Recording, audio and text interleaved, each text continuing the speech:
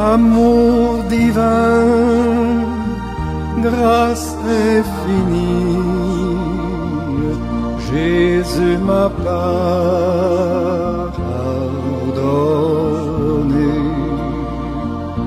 Et gloire, amour, bonheur et vie,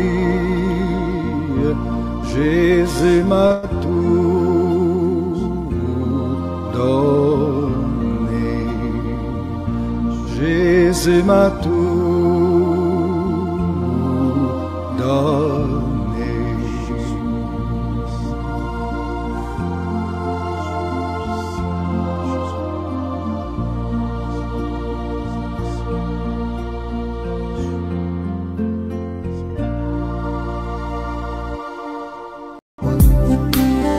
Et que tu me connectes à toi. Seigneur, façonne-moi et apprends-moi à t'adorer.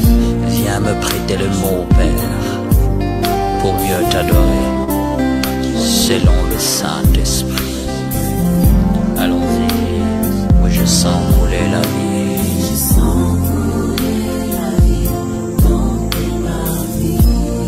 Et mon âme ne peut que dire je suis servi. Levons tous nos mains, je viens t'adorer dans ces lieux dorés. Alléluia. Me restaurer, te dire amour est un bonheur pour moi. La rosée de ta présence me rassure. Alléluia.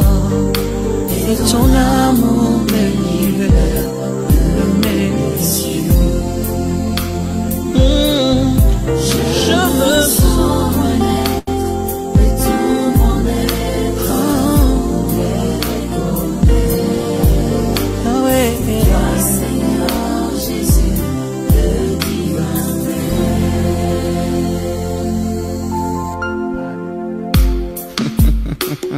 C'est Bella. Come on.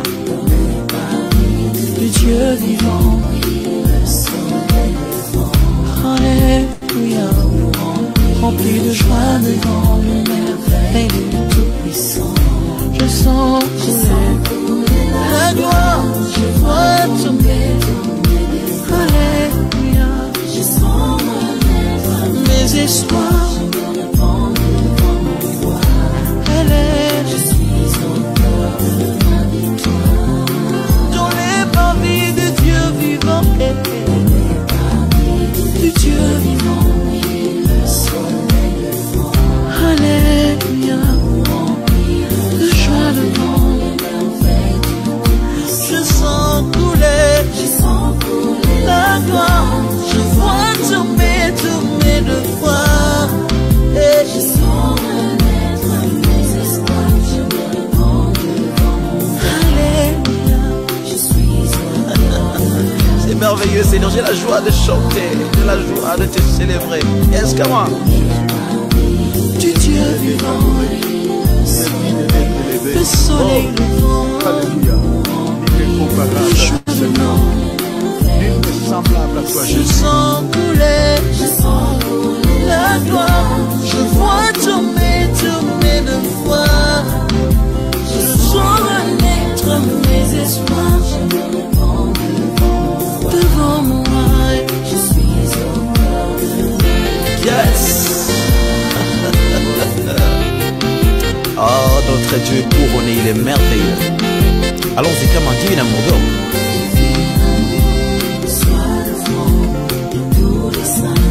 Et que les hommes se mettent avec les anges, se mettent avec les hommes, oh, pour célébrer. Yes. Alléluia. Musique.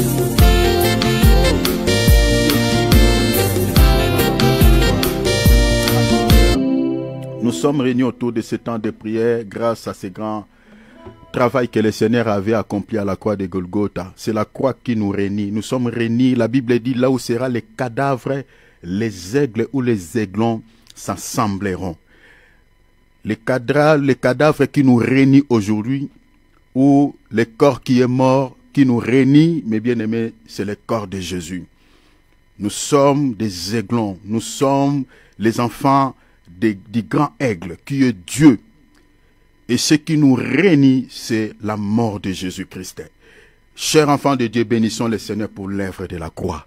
Il y a d'autres personnes qui sont mortes sans connaître le Seigneur. Mais moi et toi, le Seigneur nous a fait cette grâce.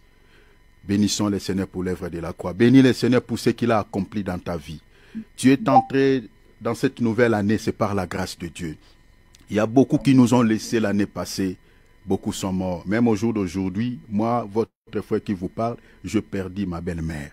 Donc, mes bien-aimés, il y a des gens qui nous quittent. Il y a d'autres personnes qui meurent sans connaître le Seigneur.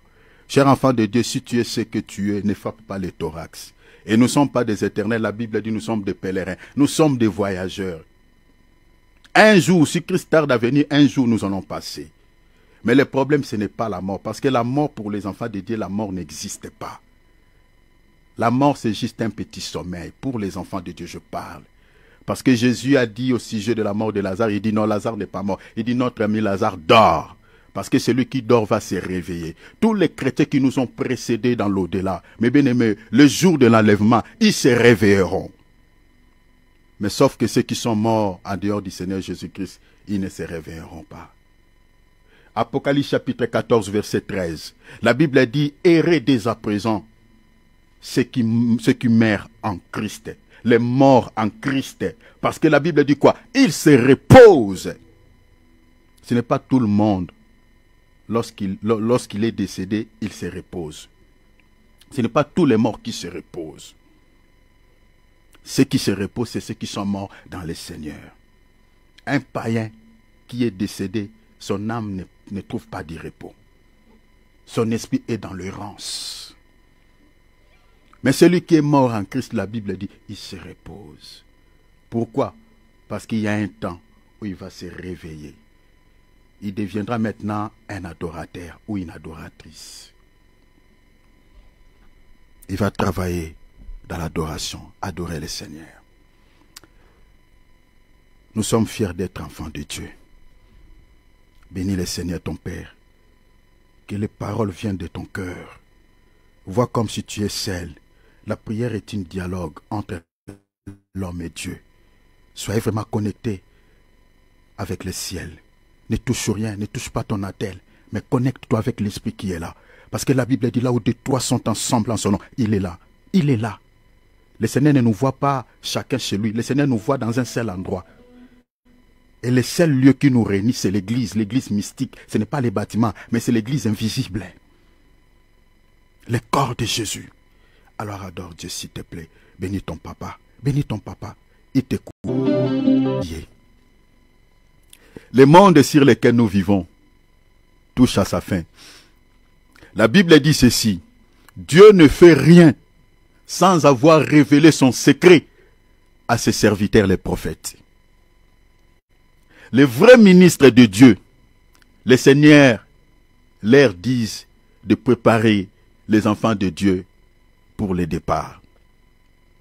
Je parle des vrais ministres de Dieu, pas tous ces faux que nous avons dans ce monde, dans nos assemblées. Mais je parle des vrais ministres de Dieu. Prépare l'Église à l'enlèvement. Pourquoi?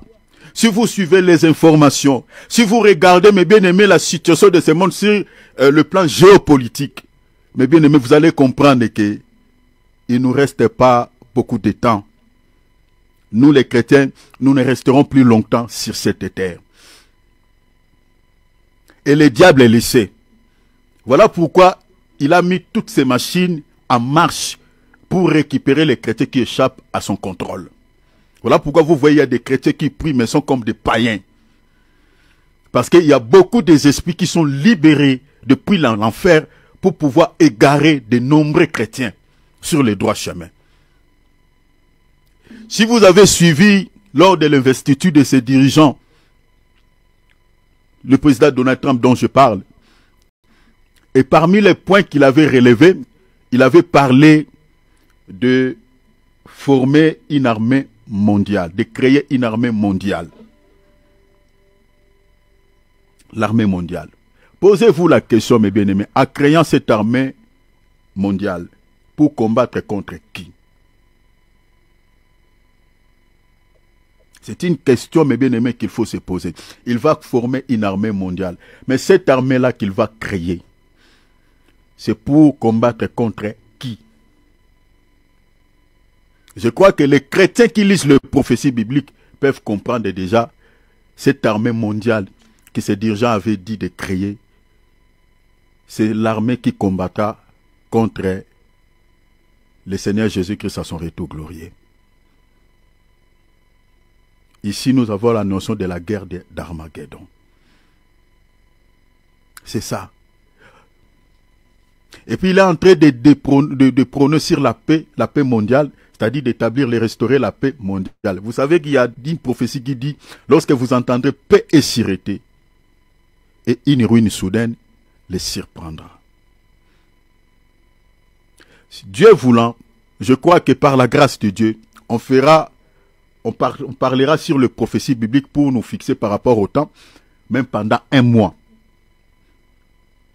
On va nous fixer par rapport au temps, selon la situation géopolitique que nous avons actuellement dans ce monde, on va nous fixer par rapport au temps, par rapport aux événements qui caractérisent le retour du Seigneur Jésus-Christ.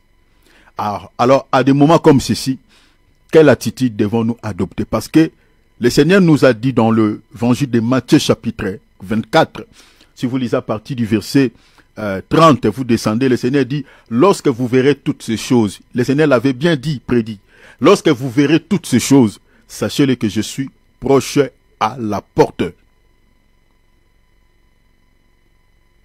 Lorsque nous allons voir toutes ces choses que le Seigneur a dit, ce que je viens de vous dire, tous ces discours-là que les dirigeants sont en train de faire. En 2020, le président de la France, il avait dit, la bête de l'événement est là. Et si vous allez aux États-Unis d'Amérique, mes bien-aimés, parce que c'est là où commence toute chose, à la place de l'ONU, la bête dont on fait mention dans le livre d'Apocalypse chapitre 13, c'est la bête, il y a une image qui est à la place de l'ONU aux États-Unis d'Amérique, qui se ressemble à cette bête. Est-ce que c'est par hasard? Ce n'est pas tout un message. L'image de cette bête-là qu'on a mis à la place de l'ONU. Et l'ONU, déjà, il y a un document qui est sur la toile. Depuis je crois, 2018-2019, il avait divisé ce monde en 10 territoires. Là, nous avons la notion de 10 rois, selon Apocalypse chapitre, je crois, 19. Et au-dessus de ces 10 rois, il y aura un roi qui va dominer, c'est-à-dire l'Antichrist. Donc, le monde auquel nous vivons est en train de se converger vers un seul point. C'est-à-dire vers un seul gouvernement mondial. C'est là où le monde est en train d'aller. Tous ces désordres que vous voyez, nous allons prier aussi pour la RDC, parce que au moment où je nous parle ici, ça ne va pas. On priera également pour l'Israël et l'Iran. Ça ne va pas. Je vous dis, ça ne va pas. Déjà, il y a une guerre qui se livre ouvertement entre la RDC et le Rwanda. Et c'est le peuple qui meurt. Alors, tous ces désordres-là que vous êtes en train d'entendre, entre l'Israël et l'Iran et le Hezbollah, entre la Russie et l'Iran, et l'Ukraine, tout ça, Yémen, voilà, la Syrie, la RDC, le Rwanda, tous ces climats-là, parce que il y a des gens qui alimentent cela, vous comprenez, les ivrés qui alimentent ces guerres-là, tous ces problèmes. Mais sur le plan spirituel, qu'est-ce qui est caché? Ce qui est caché derrière toutes ces tensions, tous ces conflits que nous avons dans le monde, c'est pour manifester justement la bête. C'est tout. Parce que c'est lui qui viendra donner le calme. Et au moment où nous sommes en train de parler, si vous avez suivi le discours de Donald Trump lors voilà, il y a des mots qui m'échappent. Donc voilà, de son investiture, vous allez voir que il avait dit, il va c'est-à-dire instaurer la paix à travers le monde. Il avait parlé de la situation qui se passe entre l'Israël et l'Iran. Il avait parlé de la Russie et l'Ukraine. Il avait parlé de beaucoup de sujets. Et celui qui viendra donner la paix au monde, mais bien aimé, à ce temps ici, ne sera pas si autre personne, si ce n'est que l'homme dont on parle dans la Bible, l'homme providentiel, l'Antichrist. L'Antichrist. Donc ce président-là, il peut être un Jean-Baptiste qui prépare, parce qu'il faut comprendre que son gendre, c'est un juif. Je crois que je nous parlerai beaucoup de choses par rapport à cela. Je suis allé là-bas pour nous exhorter dans ce sens. Chers enfants de Dieu, chers chrétiens, filles de Jésus, fils de Jésus, ne te laisse plus entraîner dans des distractions. Le temps n'est plus en notre avantage, s'il vous plaît. Tu pars au travail, reste enfant de Dieu. Ne t'emballe pas dans des distractions. Tu es dans les mariages, que ton mari, que ta femme ne soit pas un obstacle à ta foi. Parce que la Bible dit, 2 personnes dorment sur le même lit, l'une partira et l'autre restera. L'enlèvement se passera comme ça. Vous êtes en couple, celui qui est attaché en Jésus partira et l'autre restera. Il y aura des divorces que Dieu va faire ce jour-là. Vous êtes mariés, oui. Mais si toi tu es attaché à Jésus, lors de l'enlèvement, l'autre n'est pas attaché à Jésus, il restera. Il y aura les divorces. C'est comme ça. Donc c'est-à-dire vous êtes en couple, que l'homme ou ta femme ne soit pas un obstacle à ta foi, s'il vous plaît. Que tes enfants ne te séparent pas de l'amour de Christ. Accroche-toi. Je nous dis devant le Seigneur Jésus, le temps n'est plus en notre avantage. Cette année 2025, il va se passer beaucoup de choses. Et je parle à la manière des hommes. Je ne pense pas que l'Église restera encore plus de 5 ans sur la terre. Je dis à la manière des hommes. Parce que en regardant, mes bien-aimés, les signes qui caractérisent la venue du Messie, l'enlèvement de l'Église, je ne pense pas. Et nous sommes en train de vous avertir, parce que la Bible dit, un vrai ministre de Dieu donne la nourriture au temps convenable. Parce qu'il y a beaucoup de chrétiens qui ne veulent plus le message qui touche leurs âmes, qui ne veulent plus le message qui les dirige vers la sainteté, vers la sanctification. Les chrétiens, à ce moment ici, veulent le message qui leur caresse au sens du poil. Bien-aimé, regarde bien, sois le prophète de ta vie. N'attendez pas que le bien-aimé, comme je suis là, que je te donne une prophétie, mon frère, ma sœur, tu ne marches pas bien. Non, sois le prophète de ta vie. Examine-toi toi-même. Parce qu'au tribunal de Christ, nous ne serons pas en masse. Chacun va comparaître seul devant le tribunal de Christ. Sois prudent. Sois prudent. Je fais ma part en tant que ministre de Dieu. Marchez dans la crainte de notre Seigneur. Menez une vie qui honore Dieu. Ne vis pas une vie chrétienne de masse.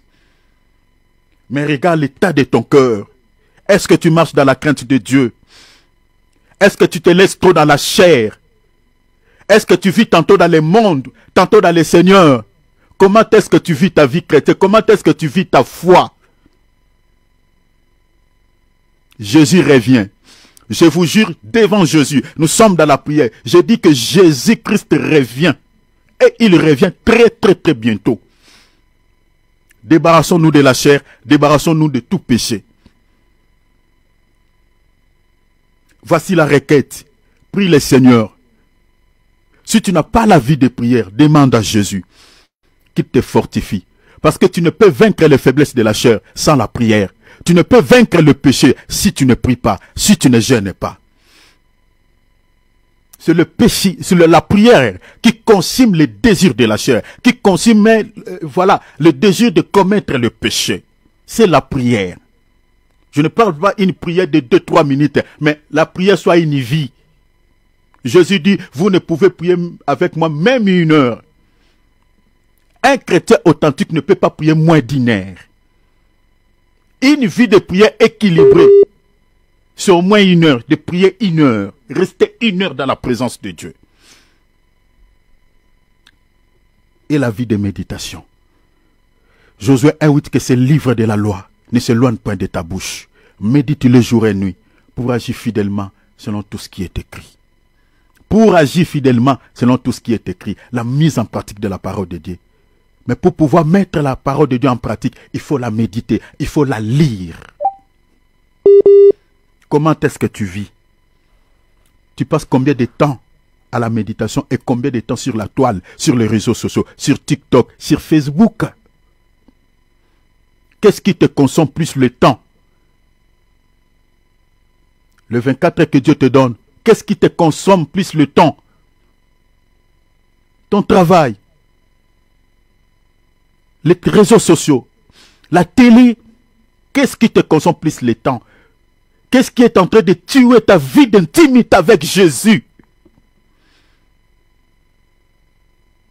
Quoi? Rien ne nous séparera de l'amour de Christ. Ton travail ne te séparera pas de l'amour de Christ. Les réseaux sociaux ne te séparera pas de l'amour de Christ. Ton mariage ne te séparera pas de l'amour de Christ.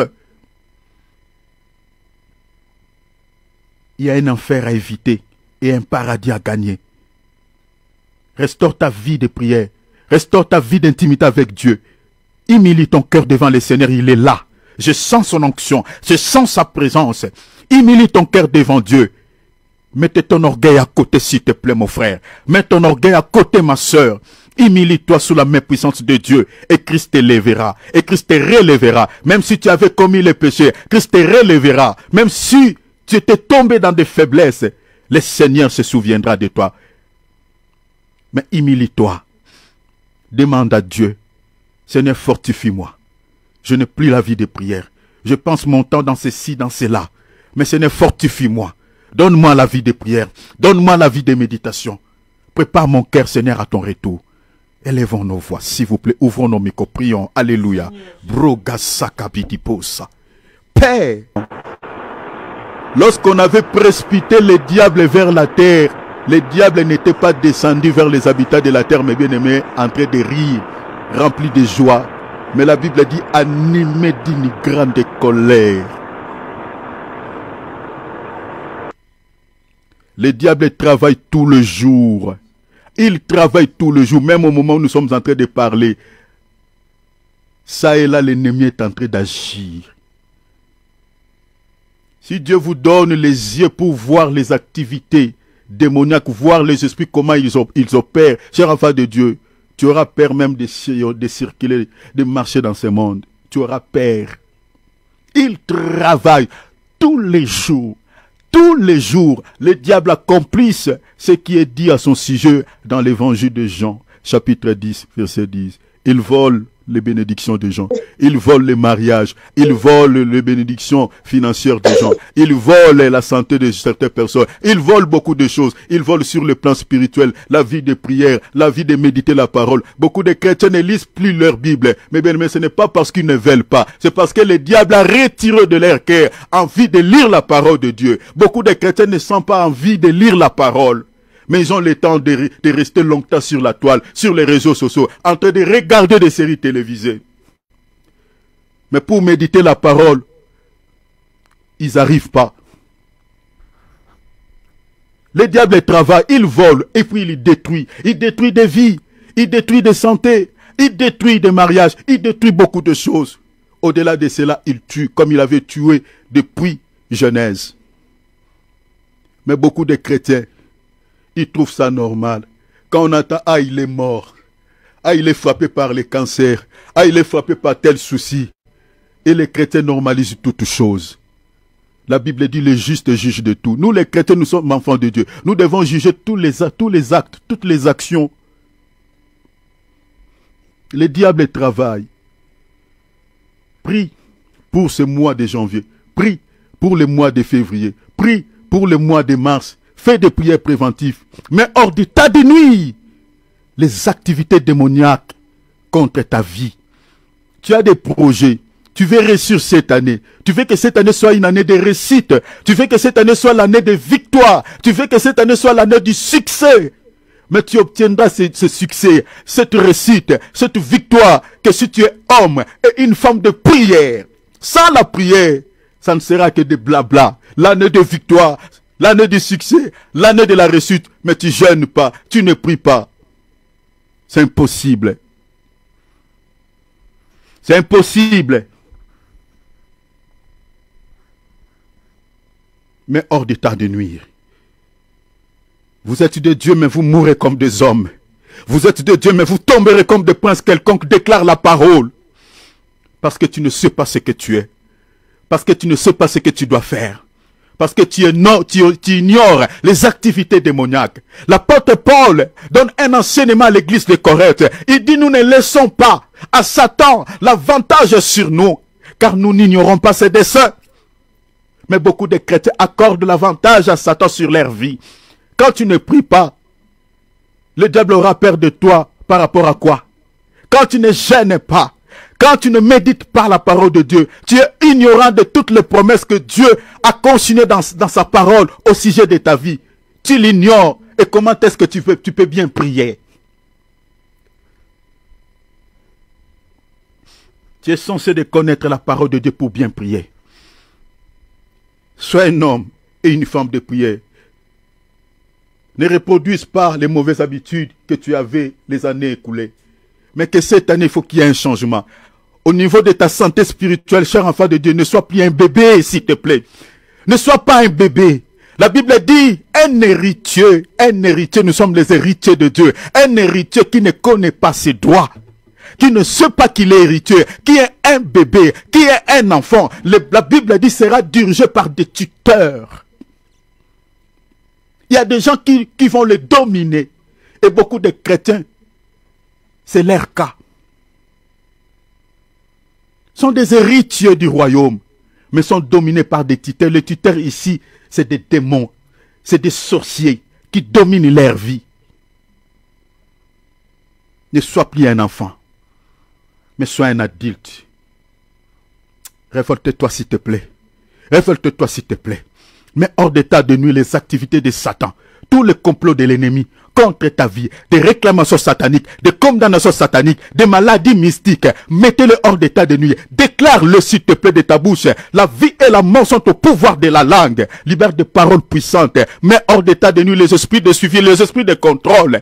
Dis à Jésus que tu sois mon seul guide. Je ne veux pas que ma vie soit contrôlée, soit poursuivie par le diable et tout son royaume. Prions au nom de Yeshua. Alléluia, alléluia. Père. Donc, nous sommes en train de nous révéler ces gens pour que nous puissions, mes bien-aimés, savoir comment est-ce que nous pouvons se diriger. La vie de plusieurs enfants de Dieu sont détruits par ces gens. Les gens dont je parle des sorciers, des gens qui ont la nature maléfique, c'est de Satan. Si vous ignorez les activités des sorciers dans ce monde ou dans votre vie, bien-aimés, ils auront l'avantage, le dessus sur votre vie. J'avais dit ici, je ne vais pas faire là, mais je suis en train de nous recadrer pour que nous puissions comprendre ce que l'homme de Dieu va dire là, tout à l'heure là. Le nombre de gens qui ont la nature maléfique, celle de Satan, sont considérables que le nombre de bonnes personnes dans ce monde auquel nous vivons. Si, en termes de pourcentage, sur 100%, les sorciers peuvent être même 65, ou soit même 70. 30 seulement de bonnes personnes. Je l'avais expliqué, démontré ici.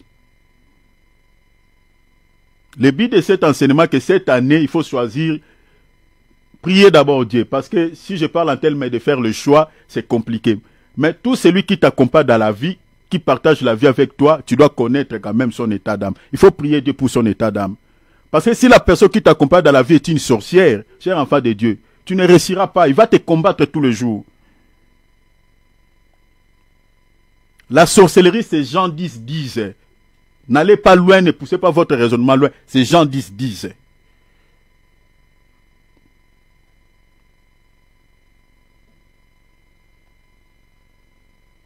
Donc, il ne faut pas ignorer cela. Et il faut avoir aussi la discrétion. L'homme de Dieu l'avait dit ici, la discrétion. Ne partage pas au fait, ce qui est le fond de ta vie avec qui que ce soit. Tu es en train de projeter quelque chose, d'organiser quelque chose, sois prudent. Le but de cet enseignement, c'est ça. C'est de pouvoir vous ouvrir les yeux, de savoir comment est-ce que tu peux te conduire dans ce monde, comment est-ce que tu peux vivre. Donc, prenons nos Bibles, prenons nos calepins, suivez ce que l'homme de Dieu va dire, notez des points importants, s'il vous plaît. L'homme de Dieu Je vous passe la parole, cher serviteur. Amen, amen. Gloire à Dieu. Gloire à Dieu, c'est bon. Merci Seigneur. Le son est magnifique. Merci.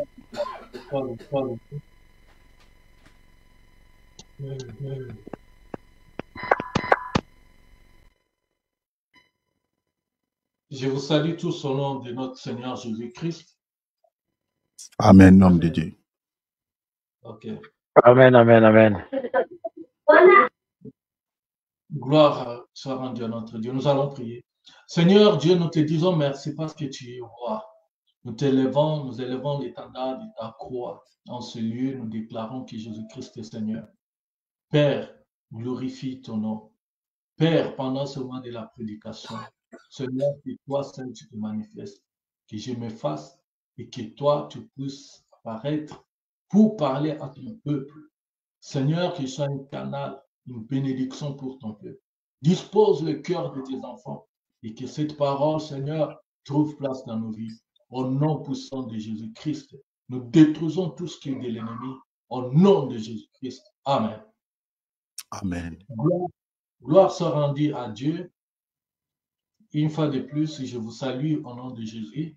Bien-aimés, nous sommes en train de parler sur les 25 signes qui montrent que cette personne est une sorcière. Voilà notre thème principal. Et nous avons notre livre de base. Nous parlons dans le livre de Matthieu, chapitre 13, au verset 25. Là où on nous parle du parabole des livrets et du bœuf. Et voilà. Mais aujourd'hui, nous continuons toujours. Il y a aussi, selon que l'Esprit de Dieu nous conduise, nous allons continuer avec un sous-thème, donc le point qui montre aussi, le point qui nous montre aussi que cette personne, vraiment, des points que nous avons et parmi les 25, voilà, nous continuons toujours avec notre signe qui est l'information, la curiosité. Aujourd'hui, nous ouvrons nos Bibles dans le livre de Néhémie. Néhémie, nous allons lire Néhémie chapitre 1, versets 3 à 4. Nous allons sauter certains versets pour aller un peu rapide.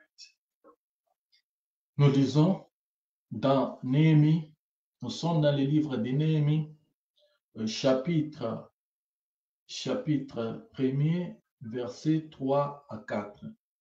Il est écrit, « Il m'est répondu, ceux qui sont restés de la captivité sont là dans la province, au comble du malheur et de l'opprobre.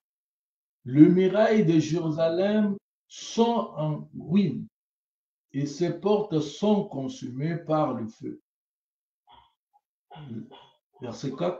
« Lorsque j'attendis ces choses, je m'assis, je pleurais, et je fus plusieurs jours dans la désolation.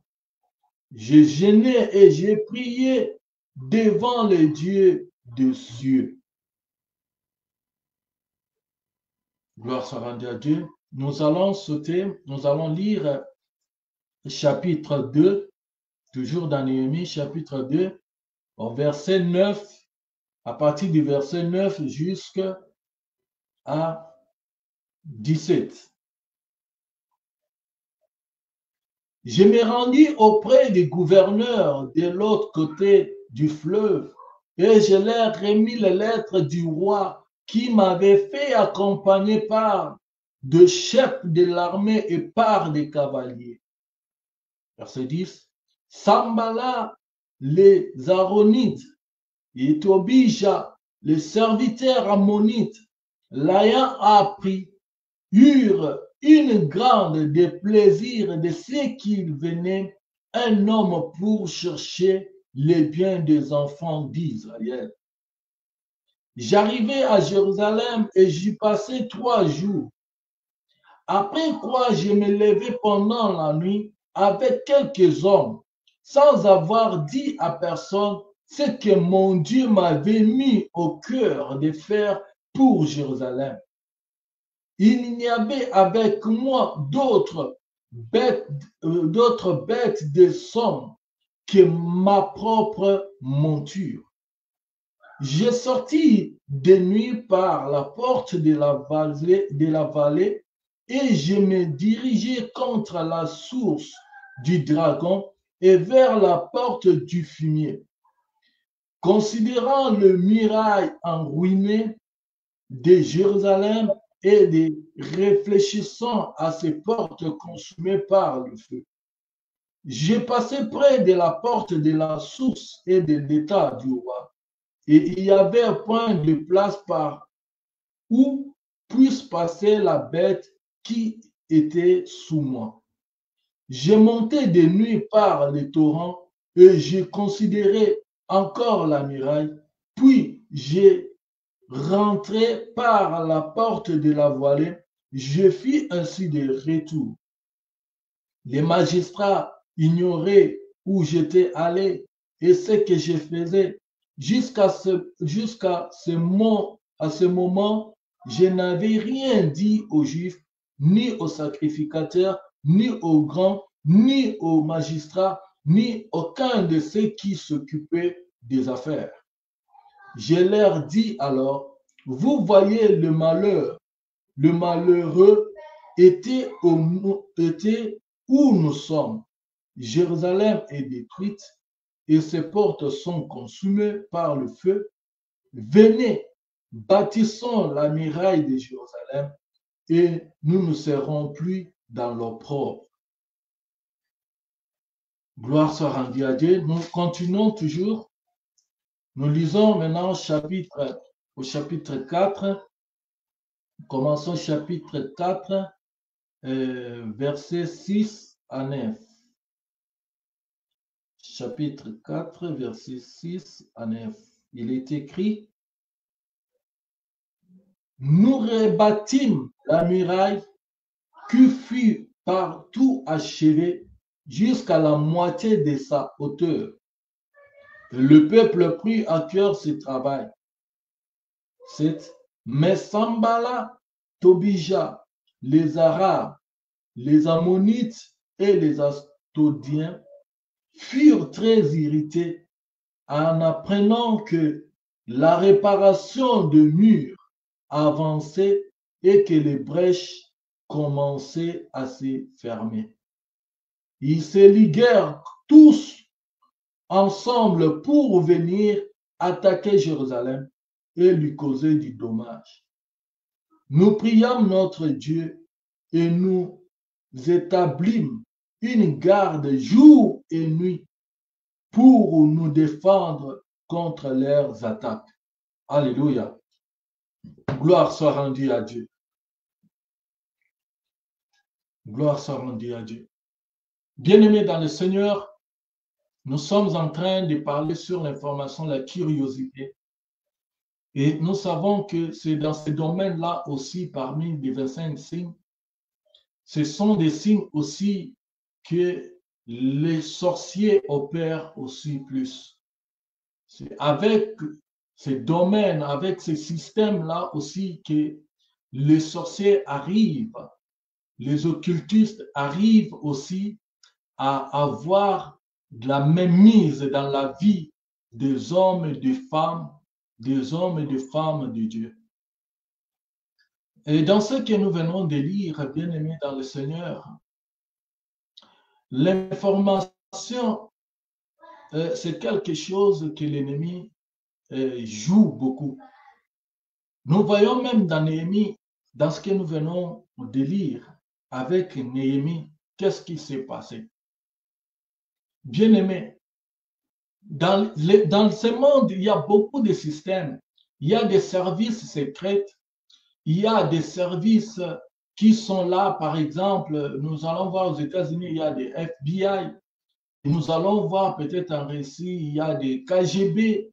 Et ici aussi, en France où nous sommes, il y a aussi des services secrets qui sont là pour pouvoir dénicher, découvrir des informations, découvrir des choses qui se passent sous bas, des choses que peut-être les gens ne voient pas, ne connaissent pas, Mais il y a certaines personnes qui sont là, qui sont informées, qui sont bien même formées, qui sont là, instruites dans ces domaines-là pour dénicher, pour savoir sortir des informations, pour aller jusqu'à la source, pour savoir au juste qu'est-ce qui se passe dans ce lieu, qu'est-ce qui se passe dans ce domaine, qu'est-ce que ces gens font, qu'est-ce qu'ils sont en train de leur faire avancer, ou bien quel est leur secret.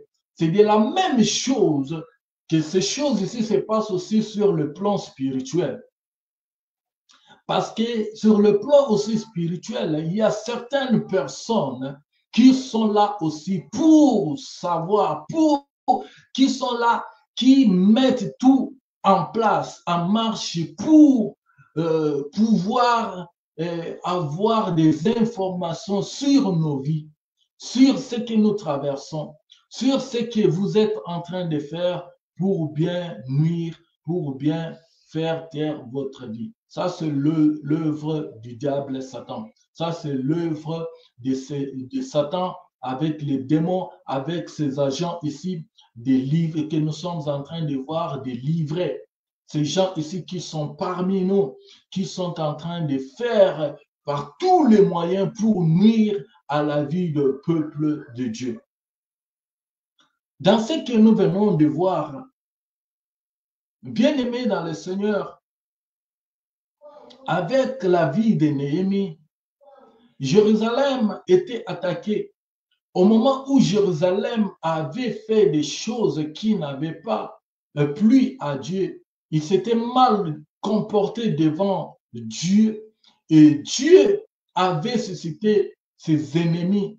Ils avaient détruit Jérusalem. Les ennemis se sont levés contre Jérusalem. Ils ont pris même certains en captivité. Mais la Bible nous montre ici, là où était Néhémie, un homme de Dieu, dans un pays étranger, là où il était, il avait appris que dans son pays, là où se trouve son origine, là où il venait, donc ça veut dire que dans son pays, Jérusalem, que là-bas, rien ne marchait, que rien de bon ne venait de son pays, que rien de bon ne marchait dans son pays. Mais il recevait des messages. Il y a eu des gens qui sont venus même auprès de lui, lui informer, lui donner des informations par rapport à Jérusalem. Ils ont dit que Jérusalem, que vous attendez, ses portes sont ruinées. La muraille de Jérusalem est déjà succombée. Il n'y a rien de bon qui est là-bas à Jérusalem.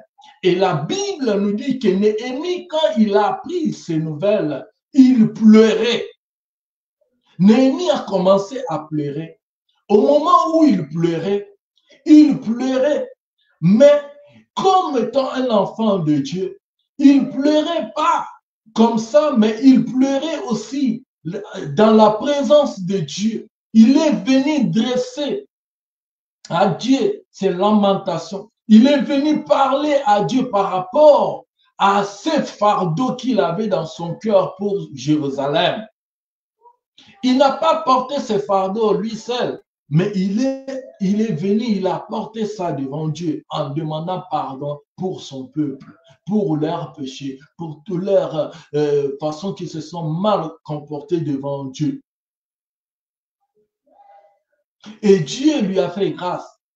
Il a trouvé même grâce par rapport à là où il habitait, dans ce pays il habitait, là où il était à la capitale des Souzes, là où il était, il a eu même grâce devant du roi quand il a adressé au roi ses problèmes, ses préoccupations pour aller maintenant à Jérusalem. Le roi lui a donné tout ce qu'il faut.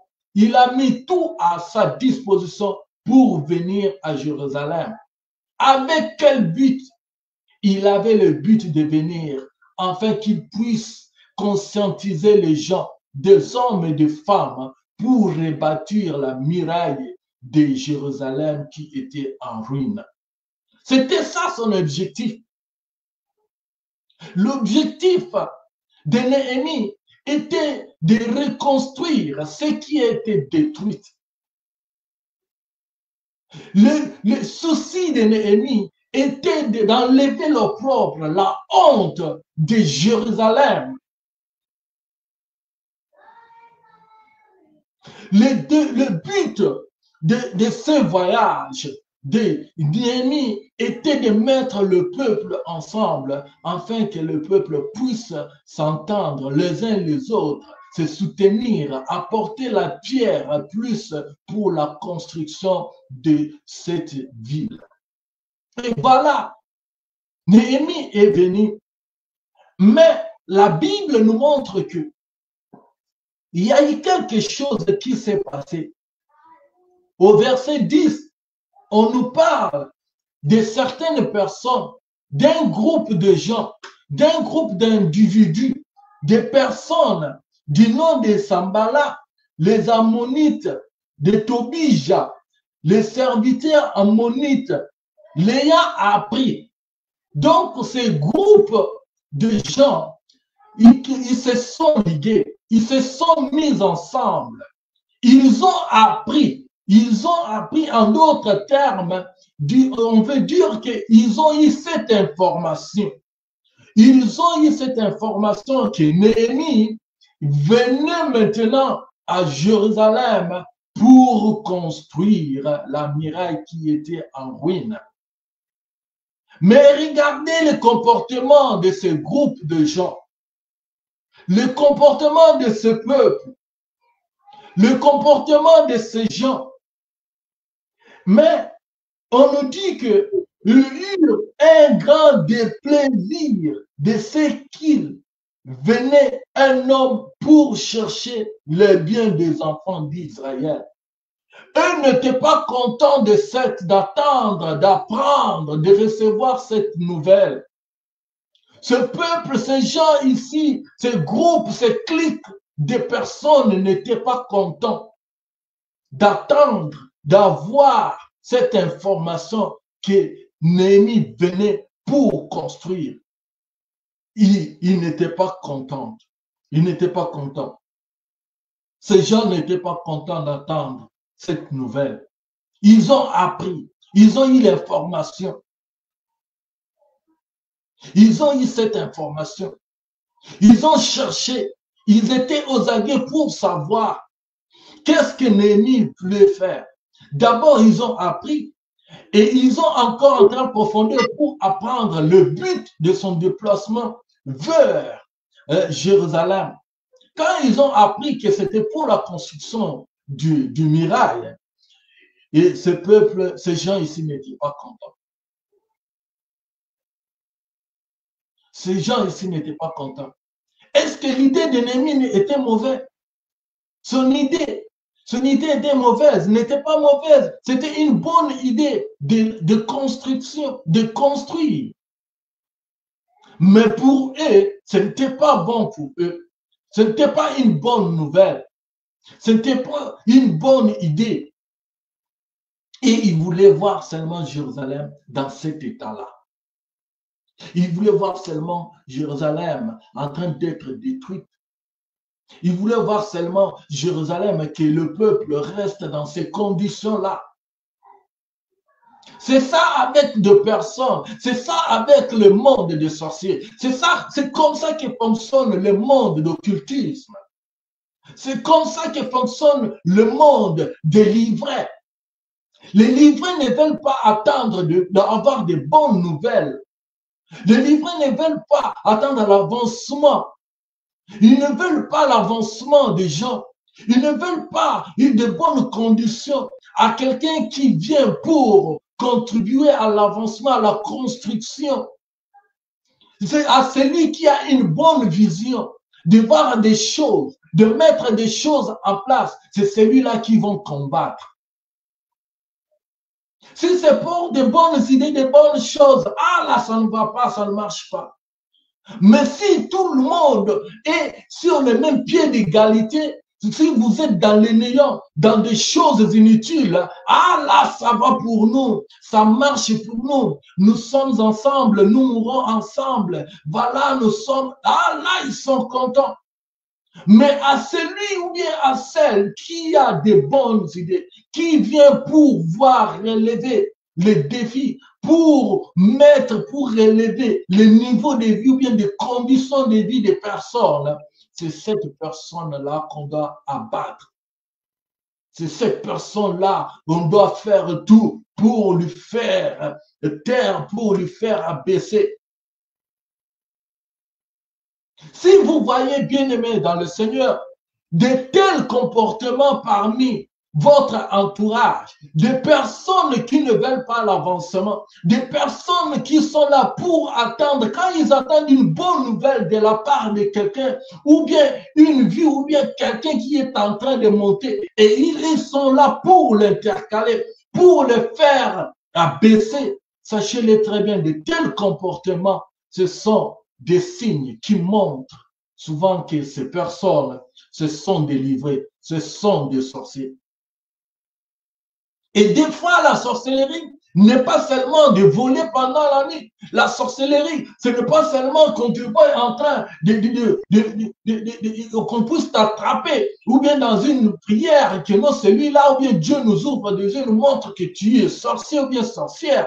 Mais des fois, on peut aussi le comprendre par les comportements, par ta façon d'agir et de faire. Ça accuse et ça montre clairement que cette personne, il a une autre semence. Cette personne, il a d'autres choses qui lui animent. Parce que si quelqu'un est rempli d'un esprit de Dieu, si l'esprit de Dieu est en toi, tu dois vouloir faire de bonnes choses. Encourager ceux qui ont de bonnes idées. Acclamer, applaudir, soutenir, apporter une pierre de plus là où on est en train de construire, on est en train de bâtir, au lieu de détruire. Bien-aimé dans le Seigneur, construire quelque chose, c'est trop difficile. Quand il s'agit de la construction de quelque chose, ce n'est pas facile. Il y a des sacrifices, il y a des combats, il y a des choses, il y a des énergies que les gens mettent pour construire quelque chose. Mais pour détruire, ça ne va pas prendre beaucoup de temps. Vous voyez, par exemple, une maison qui est construite, ça peut prendre des mois et des années, bien qu'on peut avoir les moyens pour construire cette maison.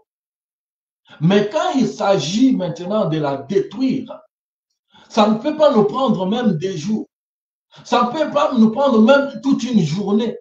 Dans quelques heures, quelque chose qu'on a construit des années, dans quelques heures, on peut mettre cela en ruine. On peut détruire cela dans quelques heures. Et puis c'est fini. Mais voilà avec ce qui s'est passé avec Néhémie. Et quand nous suivons la suite, on nous montre que Néhémie, il était là. Néhémie a dit qu'il a choisi un groupe de gens avec qui il s'est retiré. Et pendant la nuit, il commençait à prier pour le problème qu'il avait, pour le sujet ou bien l'objectif qu'il avait quand il est venu à Jérusalem. Et il a dit il n'avait dit à personne ce que Dieu lui avait mis à cœur. Il n'avait parlé à personne ce que Dieu lui avait mis à cœur. Il était seulement en train de prier. Il était en train de prier pour ça. Il n'avait dit à personne. Il n'avait parlé à personne. Mais il était d'abord en train de prier pour ça. La discrétion. Il y a certaines choses, c'est très important, bien aimé dans le Seigneur, d'avoir une discrétion. Quelqu'un qui est discret, sois discret dans ce que tu veux faire. Sois discret dans tout ce que tu veux engager, parce que tu ne sais pas à qui c'est confié.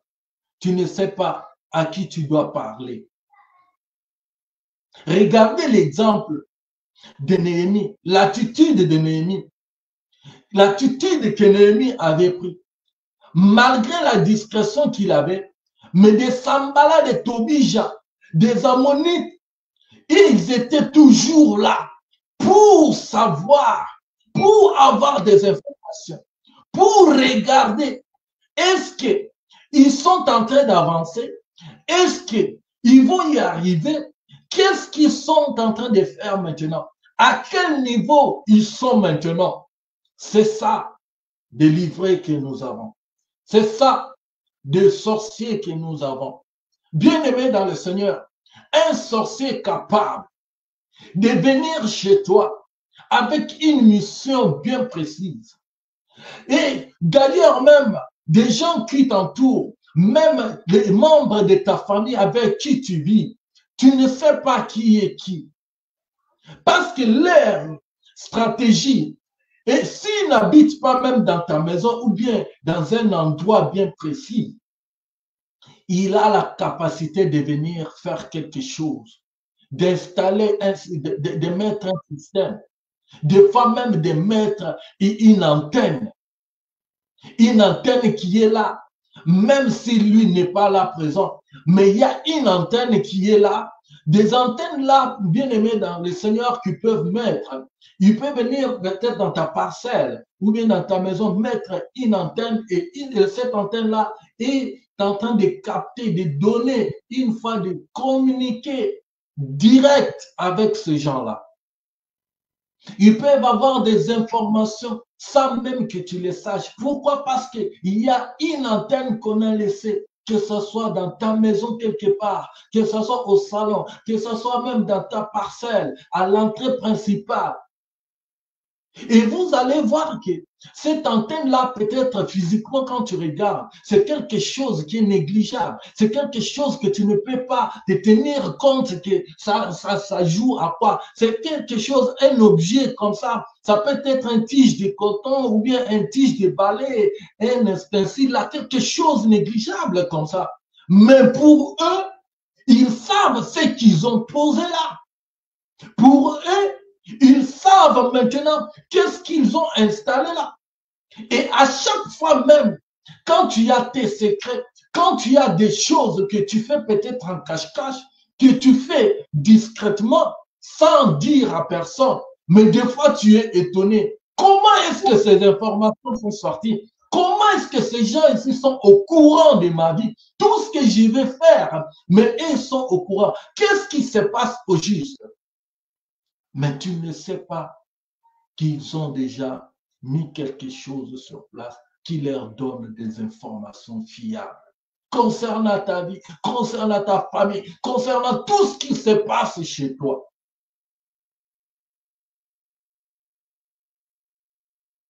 Il y a aussi d'autres systèmes qui peuvent faire, qui peuvent mettre aussi, juste pour recevoir des informations. Il y a un système aussi peut-être de loin.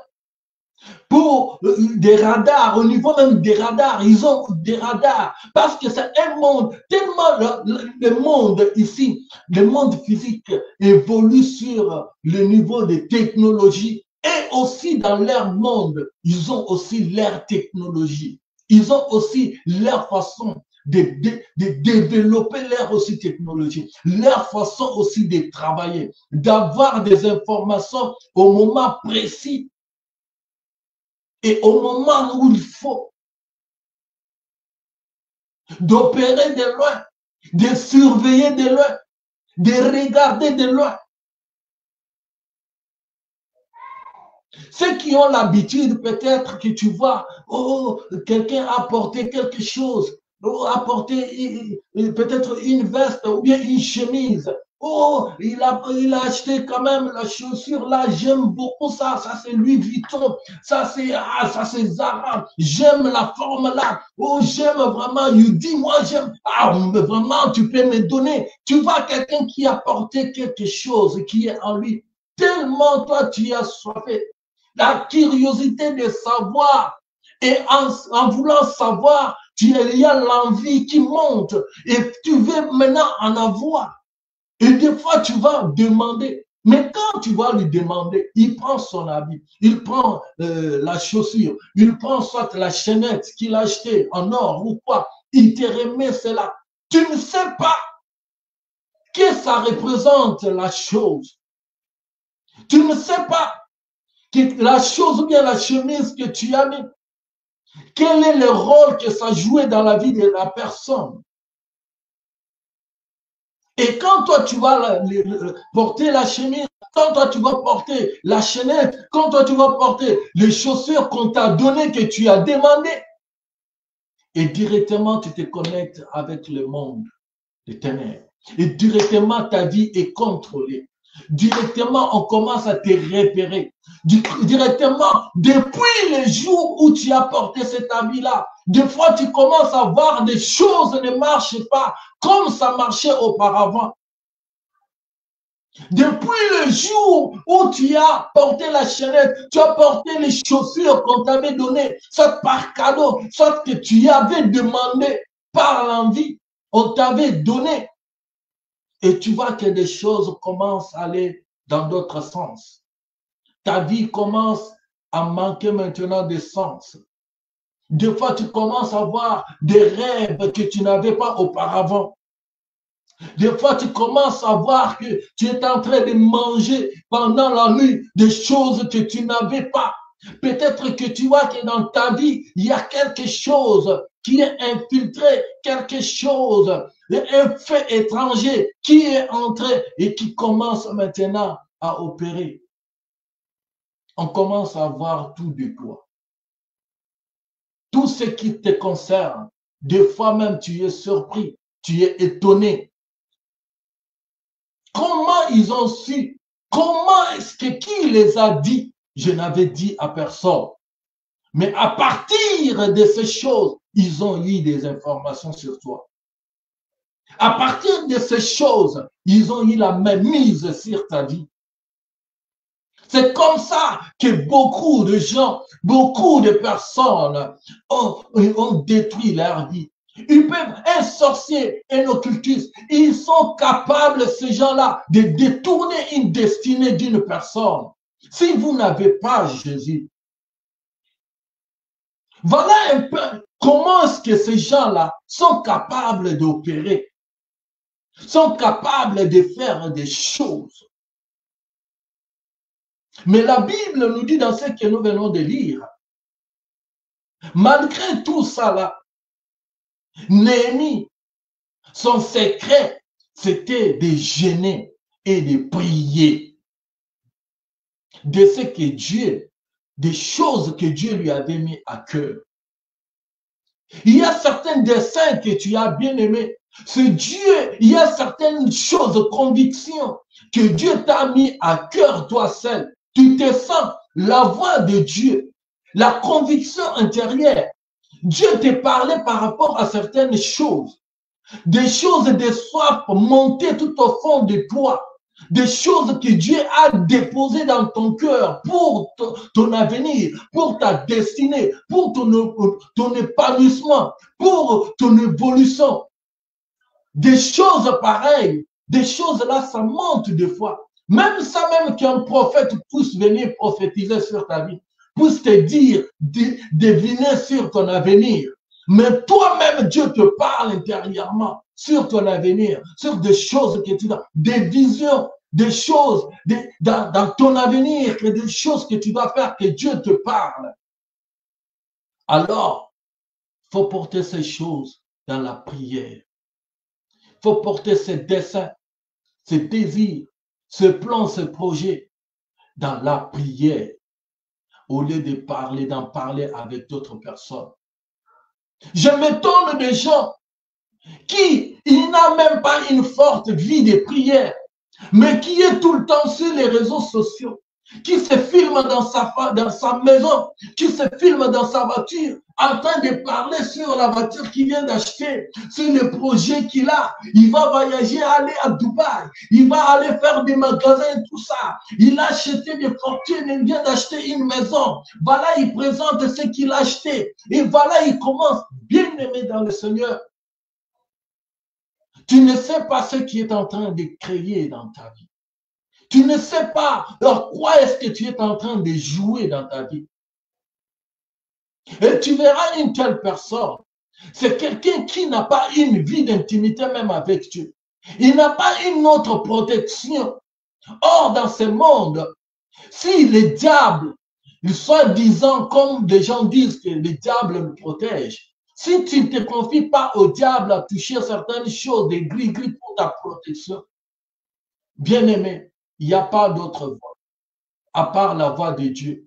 Avoir une vraie sécurité, avoir une vraie protection dans la main de Dieu, avoir une vraie sécurité dans la présence de Dieu. Il n'y a que Dieu qui peut te sécuriser.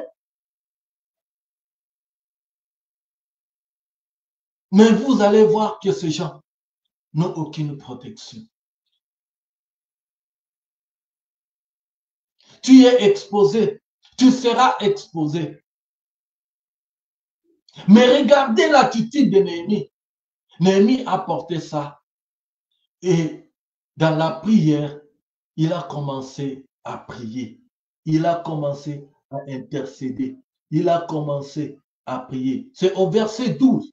Il dit, après quoi, je me levai pendant la nuit avec quelques hommes sans avoir dit à personne ce que mon Dieu m'avait mis au cœur de faire pour Jérusalem. Il n'avait dit à personne ce que son Dieu lui avait mis à cœur.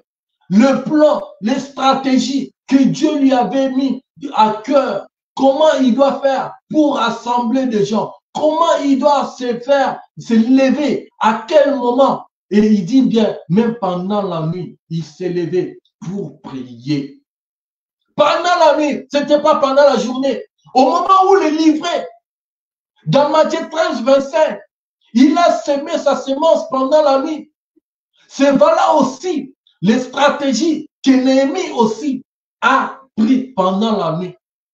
Pendant ce temps-là, pendant la nuit, en connaissant très bien les heures, le temps où l'ennemi peut fonctionner pour intercaler l'ennemi, c'est pendant la nuit. Au moment où vous dormez, pendant la nuit, au moment où il n'y a pas un réveil, où les gens dorment pendant la nuit, c'est à ce moment-là que l'ennemi vient maintenant pour semer de mauvaises choses. Mais voilà Néhémie qui a pris l'initiative. Voilà Néhémie qui a pris maintenant rendez-vous pendant ces heures-là, pendant la nuit. Bien-aimés dans le Seigneur, tout ce que nous voyons pendant la journée, toutes les activités que nous vivons pendant la journée, ça a été travaillé pendant la nuit. Toute réalité que nous voyons pendant la journée, oh, les grandes décisions se décident pendant la nuit. Que ce soit dans la vie d'un homme de Dieu, d'une femme de Dieu, que ce soit dans le monde mystique, dans le monde spirituel, des choses se forment pendant la nuit. Et pendant la journée, nous subissons que des conséquences. Nous subissons des choses qui ont été arrêtées pendant la nuit.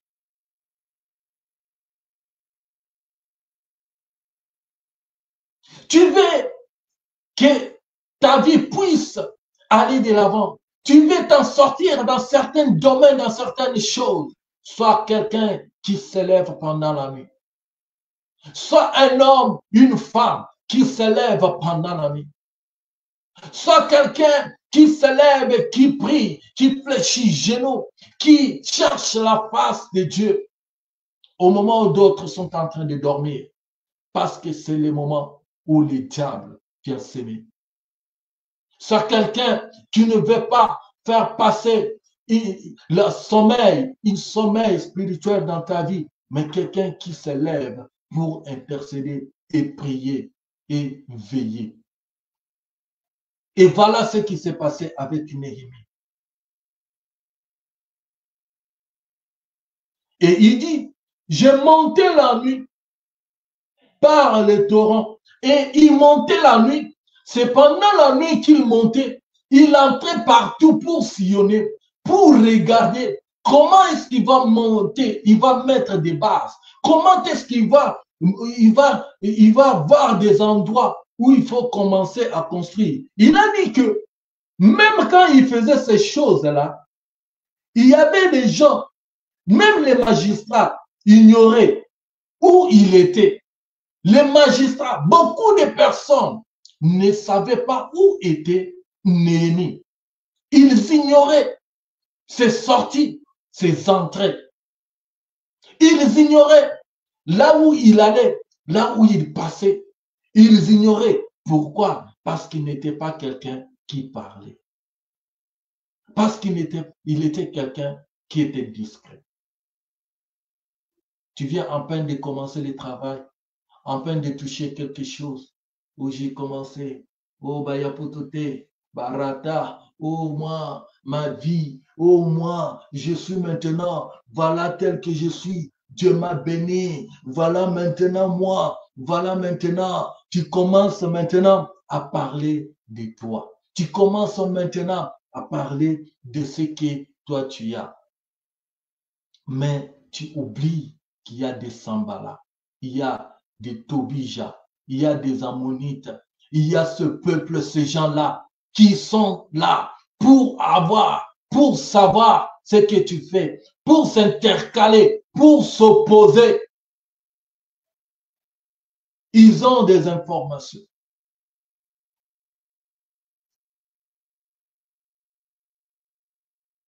Vous pouvez être au travail, vous travaillez, vous touchez le même salaire. Vous êtes au travail ou bien vous êtes au marché, vous vendez avec vos collègues, vous vendez les mêmes choses, vous touchez le même salaire. Vous êtes à l'école, vous travaillez aux examens, tu réussis peut-être et te dépasses dans un pourcentage. Mais la haine, la mauvaise foi ne manque jamais. Vous pouvez gagner le même salaire. Mais ta façon de gérer, ta façon de concevoir, d'économiser, ça se diffère avec tes collègues. Tu commences à construire, tu commences à faire des choses qui étonnent. Mais vous gagnez le même salaire. Eux, peut-être, ils ont dans une autre vie, des vies de femmes, des vies des bars, des vies de gens qui gaspillent d'acheter des habits et autre chose. Ils n'arrivent pas à économiser. Mais quand ils te verront en train d'avancer, quand ils te verront en train de construire, en train d'avancer dans ta vie, de faire des projets réussir, ça va susciter la haine. Ça va irriter plusieurs. Ça va monter la mauvaise foi pour pouvoir te faire du mal. Combien de gens, on les a empoisonnés comme ça, par leurs poches. On les a empoisonnés, on les a fait du mal. Combien de gens sont tombés dans ces mêmes pièges? Combien de personnes? Mais pourquoi? Parce qu'ils se sont donnés discipline. Mais ils oublient qu'on travaille ensemble, on touche les mêmes salaires. Ma façon peut-être de gérer est différente. Nous vendons au marché, nous vendons quelque part, mais je sais comment gérer avec la grâce de Dieu, avec la faveur de Dieu. Je commence à voir maintenant plus de marchandises que les autres et ils montent des talents contre ta vie. Ils montent maintenant, tu vas voir la jalousie qui monte parmi tes collègues. Tu vas voir la jalousie qui monte parmi ceux qui sont tout autour de toi. Faites attention. Faites attention. C'est ça qui montre qu'ils sont déjà au courant. Ils savent, ils vont maintenant venir pour savoir en ce qu'est-ce que tu fais. Mais il n'y a pas autre chose que j'ai fait. Nous faisons la même chose. La différence, c'est que moi, j'ai pris avec l'intelligence, la sagesse que Dieu me donne. Je sais comment est-ce que j'ai fait mes choses et ça marche. Et de telles personnes, tu vas voir, ils commencent à te dire des mots. Et toi, tu es bien. Et toi, ces derniers temps, vraiment, je vais dire, tu es béni. Hein? Et toi, bien-aimé dans le Seigneur, ce n'est pas tout le monde qui nous félicite. Ce n'est pas tout le monde qui nous encourage, qui sont contents de ce que nous sommes. Ce n'est pas tout le monde qui acclame pour nous, qui sont contents du niveau où Dieu nous a classés ou bien nous a mis. Ce ne sont pas tout le monde. Quand tu verras de tels comportements, de telles personnes qui commencent peut-être à s'irriter, à s'élever contre toi, à t'accuser, à s'élever, à parler mal de toi, faites attention, bien-aimé dans le Seigneur. Ce qui s'est passé avec Néhémie. Et dans ce que nous venons de lire encore, au verset 19, on nous dit quoi? Sambala, les Ammonites, Tobija, les serviteurs, Ammonites, Geshem, les Arabes, Aya, étaient informés, se moquèrent de nous et nous méprisèrent. Ils dirent, que faites-vous là?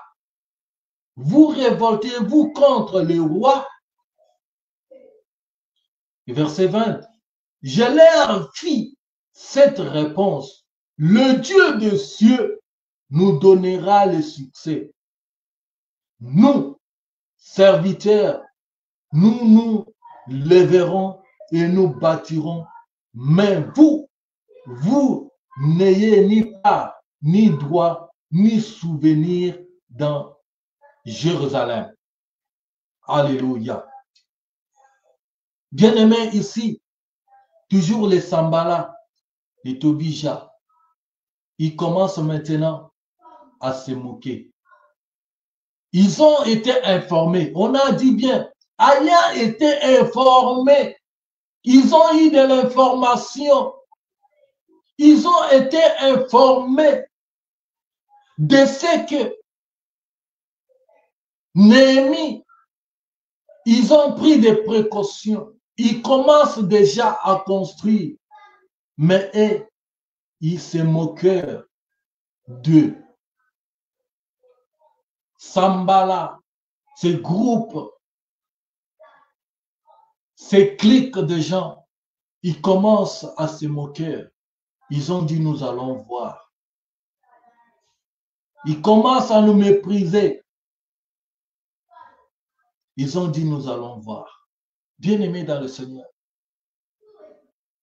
Des fois même, ces gens-là, des fois, ils peuvent venir la nuit. Ils peuvent venir peut-être dans l'obscurité. Et des fois même, ils peuvent venir aussi physiquement comme ça pour te dire. Mais vous allez aussi les découvrir par leurs paroles. Ils n'ont pas de bonnes paroles. Ils ont une parole de moquerie.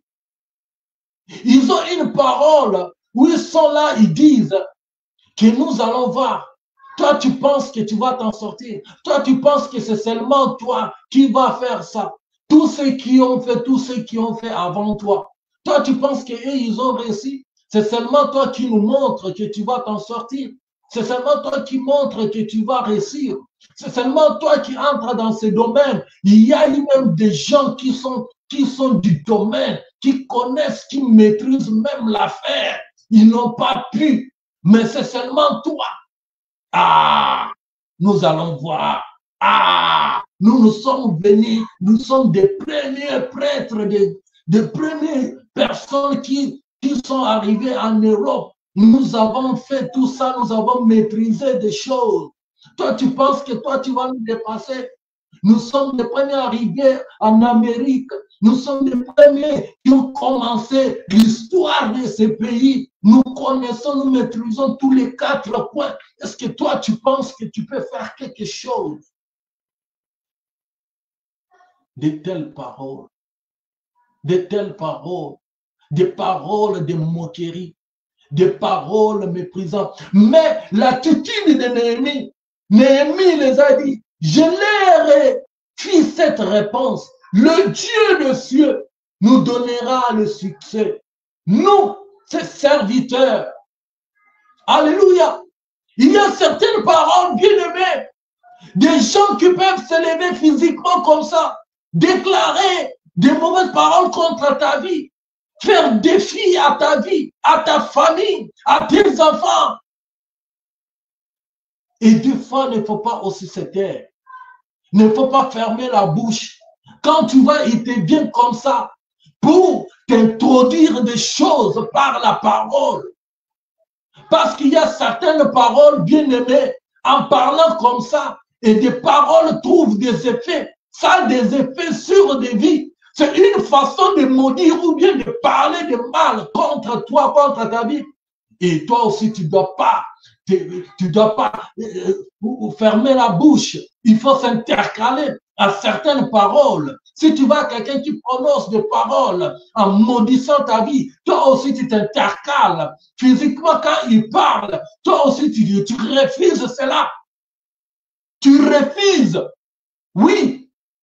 C'est une façon de se protéger. C'est une façon de s'opposer. S'intercaler à ces effets. Ils disent peut-être non, tes enfants même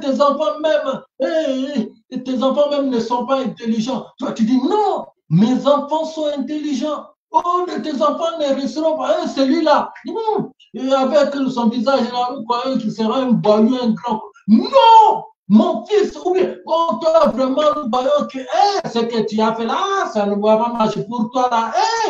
Dis non, pour moi, ça va marcher. Dieu, le Dieu que je sers, le Dieu que je connais, il me donnera la réussite, il va me donner la réussite. Je réussirai. Il me donnera la réussite. Tu déclares, tu parles, tu t'opposes avec même la parole de Dieu. Bien-aimé, la bouche que vous voyez, la bouche maudite, la bouche bénie, des paroles qui sortent dans nos bouches ont le pouvoir. La Bible nous dit que le pouvoir sont au bout de ta langue, au bout de ta langue. Quand tu parles, ta langue là, ça sort des paroles. Tes paroles là sont capables de créer ou bien de créer quelque chose, ou bien de donner la mort à quelque chose. La vie et la mort sont au bout de notre langue. C'est ce qui s'est passé avec Néhémie. Néhémie les a intercalés dans des paroles. Il a dit non. Moi, je suis un homme de Dieu, un serviteur de Dieu. Notre Dieu nous donnera du succès. Nous sommes des serviteurs de Dieu et notre Dieu nous donnera du succès. Oui, Dieu n'abandonne pas ses enfants. Vous savez, le monde des ténèbres, les sorciers, ils peuvent venir ensorceler la nuit, ils peuvent venir travailler la nuit. Et tu vois, ce même sorcier-là, il sait très bien. Peut-être il s'est déguisé la nuit. Il sait ce qu'il a fait la nuit. Et pendant la journée, il vient te demander, comment tu as dormi? Tu as bien dormi? Comment tu t'es senti aujourd'hui? Il sait que la nuit, il était venu. Il a fait ces choses. Si tu n'étais pas un homme de prière, une femme de prière, et par là, il a travaillé, il a fait quelque chose. Et maintenant, il vient pendant la journée pour avoir la confirmation si réellement tu vas maintenant commencer à lui relater ce que tu as vu là. Bien aimé dans le Seigneur, je vais vous relater une histoire. Quand j'étais en Russie, et il y a un moment où j'ai passé un temps très difficile, je suis allé dans une maison. Là où j'habitais, la maison où j'habitais, je n'avais pas l'argent pour payer les loyers. Et c'était dans notre compatriote, il était noir avec sa femme russe. Et on m'a fait sortir de la maison. Pourquoi? Parce que je n'avais pas quoi payer. Je suis allé, on m'a cherché une maison quelque part. Je suis allé dans cette maison. Arrivé, c'était une chambre, salon. Arrivé là-bas, j'ai vu que dans la maison où je suis entré, j'ai trouvé plusieurs personnes. J'ai dit, mais ça c'est où? C'est quoi ça? Arrivé dans cette maison la nuit quand je dormais, et on s'est réveillé le matin, tout ça. Mais j'ai vu une dame qui est venue vers moi, me disant, on était là tous assis avec des amis au salon, et la dame là est venue pour me dire que, oh, toi, Alex, toi, tu as un grand feu, hein? Toi, tu as un feu, celui-là, il a un feu, vraiment un grand feu. Maintenant, les amis avec qui on était, on commence à rigoler. On commence à rigoler, tout le monde. Et là, mais j'avais compris déjà ce que la dame là disait. Moi, j'avais compris. J'avais compris.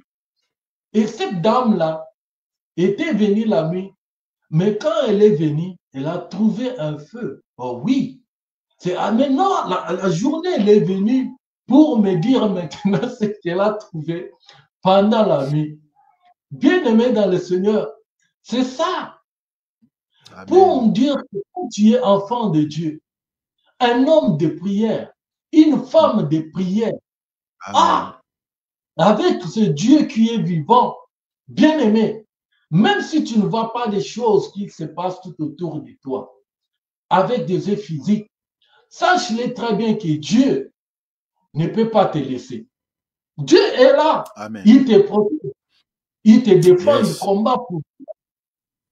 C'est ça. C'est que l'attitude que nous devons avoir. Parce que ces gens-là sont partout. Nous ne pouvons pas les voir avec des yeux physiques. Ouais. Nous ne pouvons pas les voir physiquement. Mais si nous sommes de Dieu, même s'ils peuvent venir la nuit, les jours, ou à quel moment, ils ne peuvent pas. Pourquoi? Parce que la main de Dieu se fait, la protection de Dieu sur toi. Les Amen. anges de l'Éternel campent tout autour de toi. Ce n'est pas pour rien. Les anges de l'Éternel campent tout autour de tous ceux qui craignent l'Éternel. Amen. Amen. Amen. Et la Bible même nous dit, même toute langue qui s'élève en justice contre toi, il sera condamné au nom de Jésus-Christ. C'est Amen. pour vous dire, il y a des paroles que ces gens, tes amis peuvent te dire des choses comme des blagues, mais ils sont en train de maudire, de parler, de lancer des sorts sur ta vie, physiquement comme ça. Mais ce que nous devons comprendre de s'intercaler à des paroles que les gens peuvent dire. Si quelqu'un te dit quelque chose que ça frappé dans ton esprit, même en blaguant comme ça, bien-aimé, lève-toi, dis-lui le contraire de ce qu'il dit. S'oppose à lui, parle-lui, dis-lui non. Il faut corriger, ce n'est pas ça. Il faut dire comme ça, comme ça. Pour moi, ce n'est pas comme tu viens de le dire là. Tu t'intercales, tu t'opposes directement. Vous voyez, vous savez, même quand on était un peu petit, enfant, on jouait au quartier, tout ça. Et nos mamans s'opposaient beaucoup plus aux paroles, même de certains voisins qui parlaient mal contre nous. Ça, nous, on était petits, on était enfants sans que les sache. Ils disaient des choses, oh, toi là, et qui dit c'est comme ça? Et tu vois, ta maman qui dit non. Ne faut pas dire ça, mon fils. Ne faut pas, non, non, non. Oh non, je faisais seulement déjà. Oh non, à la prochaine fois, non. Même quelqu'un venu de ta famille, venir dire quelque chose de mal contre toi. Et ça, ta maman qui s'élève, qui s'oppose à cela. Oui, parce que nos mamans connaissaient et savaient aussi avec l'intelligence de Dieu. Même s'ils ne connaissent pas Dieu, mais ils savent du moins que si quelqu'un prononce déjà de mauvaises paroles, c'est déjà un mauvais signe. Et nous aussi, nous devons savoir, bien aimés dans le Seigneur, si peut-être ils sont venus la nuit, ils n'ont pas pu, même pendant la journée comme ça, ils peuvent venir. Mais pour les découvrir, il faut les intercaler aussi par des paroles, par la parole de Dieu. C'est comme Jésus-Christ. Le diable est venu devant lui. Il dit que non, toi tu es un fils de Dieu. Et jette-toi. Dieu, toi tu es le fils de Dieu. Et ton Dieu et ton Père envahira les anges. Ils vont te soutenir, ils vont faire cela. Mais Jésus aussi s'opposait à lui par des paroles. Il dit, Amen. Il est aussi. Amen. Amen. Jésus, laissé l'espace, n'avez pas laissé le temps au diable pour dire que non, moi je suis Dieu, peut-être je vais déjouer ce système-là, je vais déjouer ça sur mon plan avec mon pouvoir. Non, mais sur place, Jésus s'interposait, Jésus s'intercalait, Jésus s'opposait aux paroles du diable Satan. C'était les stratégies. Le diable, il a des stratégies. Ces gens-là, ils ont tellement de stratégies qui peuvent venir dans plusieurs façons. Mais peu importe la façon, peu importe le système, peu importe le moyen qui peut venir pour infiltrer, pour entrer, pour travailler, mais l'Esprit de Dieu nous aide à nous opposer. Que l'Esprit de Dieu qui habite en toi va sonner. Il y a quelque chose qui va se passer en toi pour te dire non, ce n'est pas correct. Ce qui vient de se passer, ça ne doit pas se passer comme ça. Tu dois t'opposer. Le comportement de Néhémie. Néhémie a commencé à construire. Ils ont commencé à construire la muraille. Et nous regardons maintenant au verset 7, on dit, mais Sanballat Tobija, les Ammonites, furent très irrités. Ils furent très irrités en apprenant que la réparation de murs avançait et que les brèches commençaient à se fermer. Voilà. Ces gens-là, ces cliques de gens-là qui s'opposaient, qui avaient des informations, qui ne voulaient pas que la muraille puisse être construite. Ils ont appris que la muraille était déjà à la fin. Ils ont commencé à fermer des brèches. Et ils se sont irrités. Pourquoi ils se sont irrités? L'un aussi des signes que nous devons connaître ces gens. Les gens qui s'irritent, qui s'énervent, souvent envers toi, tu n'as rien fait. Quelqu'un qui s'énerve, qui s'irrite contre toi. Quelqu'un qui tu vois comme ça, qui te saluait, mais d'emblée il change d'avis, il change de comportement. Même te saluer, il ne veut pas te saluer. Même te dire bonjour, il ne veut pas te dire bonjour. Même venir où vous faites des choses ensemble, à un certain moment, il ne veut pas même te sentir. Ah, cela montre quelque chose de suspect. Ça montre quelque chose de suspect. Pourquoi il s'est irrité? Au moment où je me reproche de rien, au moment où tu sais que tu es dans la bonne voie, ce que tu es en train de faire, c'est bien. Au moment où peut-être certains sont en train de t'encourager, au moment où tu vois que tout le monde part dans de bons sens avec toi, mais seulement lui s'oppose, seulement lui refuse, seulement lui ne veut pas te sentir.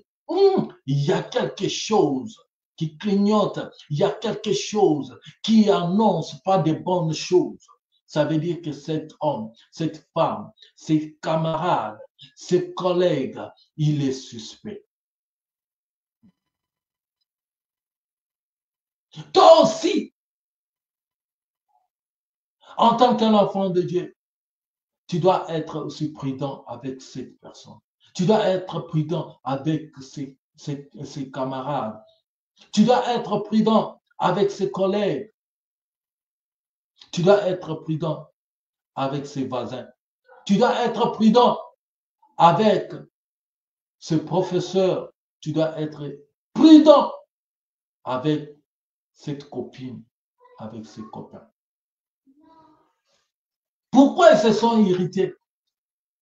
C'était une bonne chose de construire la muraille. Dans nos familles, il y a des gens, dans ces mondes, il y a des personnes qui ne veulent pas avoir des choses avancées. Il y a des personnes qui ne veulent pas avoir une assemblée croître, aller de l'avant. Il y a des personnes qui ne veulent pas avoir que la famille est en train d'être honorée, renommée même par quelqu'un, par les billets quelqu'un que Dieu a élevé, qui a eu un bon travail, quelqu'un qui fait la fierté de la famille, quelqu'un qui peut, peut-être s'il y a un problème qui surgit dans la famille, quelqu'un qui peut s'élever pour faire face à ces problèmes. Les sorciers n'aiment pas de telles personnes. Ils sont prêts même à tuer une telle personne. Ils sont prêts même à faire nuire la vie de telle personne, à tuer les affaires de cette personne, à tuer les activités, à tuer même la vie humaine de cette personne, à lui ôter la vie sur cette terre. Ils veulent rester dans la misère. Ils veulent que cette famille-là puisse souffrir. Ils veulent que cette famille-là, que vous puissiez rester des mendiants. Ils veulent que cette famille-là soit la dernière famille qui souffre, qui est dans la honte. C'est ça, les sorciers, le monde des occultistes. C'est ça, le monde des livrets. Un livret, il est là pour intercaler la croissance du bleu. Il est là pour intercaler la croissance d'un homme, d'une femme, de quelqu'un qui est en train d'émerger, de monter. Ils ne veulent pas, quand ils te voient avec ton couple, vous êtes en paix, vous êtes avec votre famille, ta femme et tes enfants, ils ne veulent pas vous voir comme ça. Ils veulent toujours faire quelque chose pour détruire, pour ruiner. Mais le secret de Néhémie, c'était jeûner, prier, demeurer dans la prière. C'était la vraie stratégie. C'était une bonne façon, un bon comportement.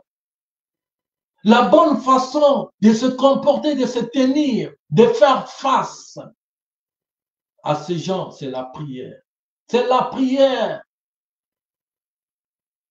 qui est l'épée. C'est la prière qui va t'en sortir vivant et victorieux dans tes combats. C'est la prière, le jeûne et prière. Si tu es sincère envers Dieu, des fois même ces gens-là, ils gênent aussi. Les sorciers gênent aussi. Les sorciers prophétisent, disent aussi des choses, des mensonges, beaucoup de choses. Mais si tu es clean devant Dieu, ta relation est propre avec ton Dieu, tu pries, tu gênes, ils ne peuvent pas résister devant cette puissance. Ils ne peuvent pas résister devant ce Dieu-là. Ils vont lâcher prise. Ils vont fuir. Ils vont partir. Que Dieu vous bénisse. Que Dieu bénisse sa parole. Et la grâce de Dieu soit avec vous. Nous allons prier, bien-aimés dans le Seigneur. Seigneur Dieu Tout-Puissant, te disons merci pour ta parole ce soir. Merci, ô Dieu, tu nous as parlé. Papa, nous te disons grandement merci pour ton amour, ta grâce. Père, toi qui combats pour nous, qui combats pour nos vies.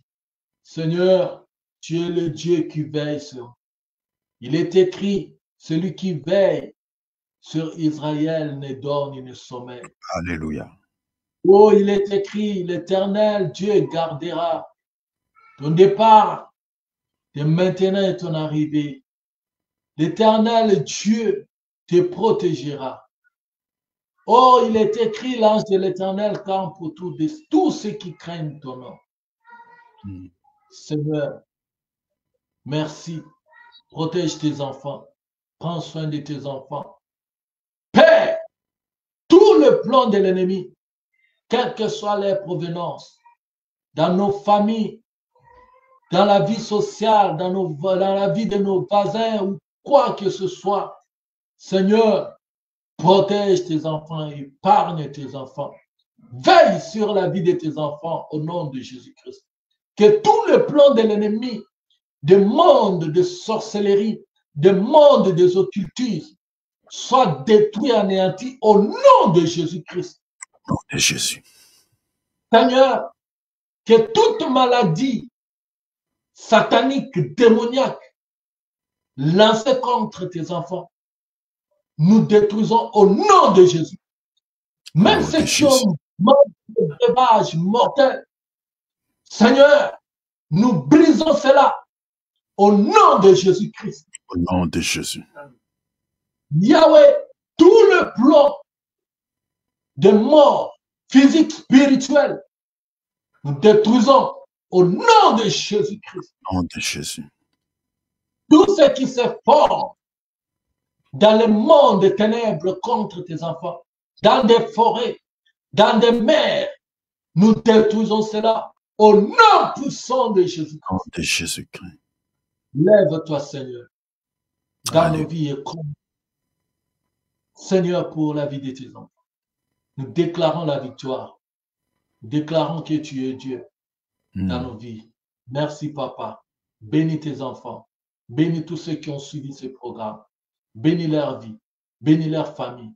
Bénis leur santé. Nous recommandons la semaine qui commence entre tes mains. Seigneur, bénis la semaine. Nous bénissons lundi, mardi, mercredi, jeudi, vendredi, samedi, dimanche. Nous bénissons tous les mois de janvier, février, mars, jusqu'à la fin de l'année. Au nom de Jésus. Ta grâce nous accompagne. Ta protection, Seigneur. Au nom de Jésus-Christ, nous avons prié. Amen. Amen. Amen. Acclamons le Seigneur. Acclamons le Seigneur. Donnons-lui gloire. Alléluia. Donnons-lui gloire. Bénissons le Seigneur. Vraiment, que l'honneur et la gloire reviennent à notre Seigneur et Sauveur Jésus-Christ. Amen, amen, amen. Vraiment, Amen. merci beaucoup l'homme de Dieu pour la parole. Nous sommes très édifiés. Nous sommes très édifiés. Voilà, mettons nos micros en mode silencieux pour écouter un petit communiqué. Gloire à Dieu. Donc, cette semaine qui commence, nous allons nous réunir le mercredi à 19h juste. Le mercredi à 19h juste, nous allons nous réunir pour partager la parole. Donc, voilà, n'oubliez pas, les mercredis. Bien-aimés, faisons aussi l'œuvre d'un évangéliste. Faisons l'œuvre d'un évangéliste, s'il vous plaît. Il faut aussi partager ce que nous sommes en train de faire avec les autres. Vous savez, chaque chrétien est un évangéliste. Tout chrétien est un évangéliste. Je suis dans 2 Corinthiens chapitre 5, versets 17 à 20. Du moment où tu as accepté Christ dans ta vie comme Seigneur et Sauveur, après avoir passé par les eaux de baptême, Dieu t'accorde le ministère qu'on appelle le ministère de la réconciliation. La Bible dit comme Dieu vous a réconcilié avec le monde, vous a donné aussi le ministère de réconcilier le monde avec lui. Chaque chrétien, il a ça. Si tu n'accomplis pas cela, ce jour-là, Dieu te condamnera, te jugera par rapport à cela. Ne te condamnera pas pour aller en enfer, mais tu n'auras pas la récompense parce que les chrétiens passeront aussi au tribunal. Le tribunal de Christ qu'on appelle, pour les récompenses, au fait. Tu n'auras rien, tu n'auras pas de récompense. Les récompenses, c'est pour ceux qui servent Dieu. Ce n'est pas pour ceux qui croisent les bras. Parlez aussi de Jésus aux gens qui ne connaissent pas Jésus. Intéressez aux gens le programme que nous sommes en train de faire là. Des âmes meurent. Il y a des âmes qui partent en enfer, surtout ceux qui meurent sans connaître Christ. Tu as le ministère de réconcilier le monde avec Christ. Donc, il faut partager la parole avec tout ce monde-là qui t'entoure. Et voilà, leur donner les numéros que nous partageons. Pour ceux qui sont de loin, si vous voulez participer en direct à partir de WhatsApp, donc tu peux nous écrire sur YouTube via un commentaire ou soit nous avons notre mail qui est affiché là. Je crois que par la grâce de Dieu, nous allons mettre aussi un numéro pour que vous puissiez nous appeler. Voilà. Mais vous pouvez déjà nous écrire sur l'email qui est affiché sur vos petits écrans.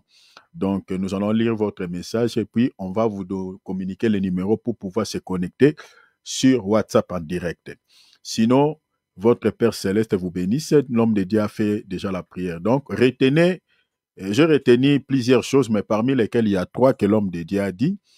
Donc, les sorciers travaillent sur base des informations. Il a évoqué l'écriture de Néhémie où les Sambala et les Tobija, ils se sont enquéris des informations pour savoir ce que l'Israël voulait faire. Quand ils ont reçu des informations, c'est en ce moment-là, ils ont maintenant cherché des moyens pour pouvoir les combattre. Vous voyez, c'est le même mode opératoire que les sorciers utilisent pour combattre les enfants de Dieu. Voilà la raison pour laquelle nous avons dit que il faut, si tu sais que cette personne-là qui t'accompagne dans la vie est une sorcière, il faut créer l'éloignement. à ce moment-là, il n'y aura pas tes nouvelles. Vous voyez? Mais l'homme de Dieu, il a parlé aussi de la discrétion. Il faut être aussi une personne discrète. Parce que la personne avec qui tu partages ta vie, tu ne connais pas son état d'âme. Tu ne connais pas. Les ivrognes sont plusieurs que les bonnes personnes, sont plusieurs que des enfants de Dieu. Les sorciers sont beaucoup. Faisons vraiment attention. L'homme de Dieu, il a évoqué, il a parlé de la discrétion. Et au-delà de ça, l'homme de Dieu, il a parlé aussi de la prière. Vous voyez?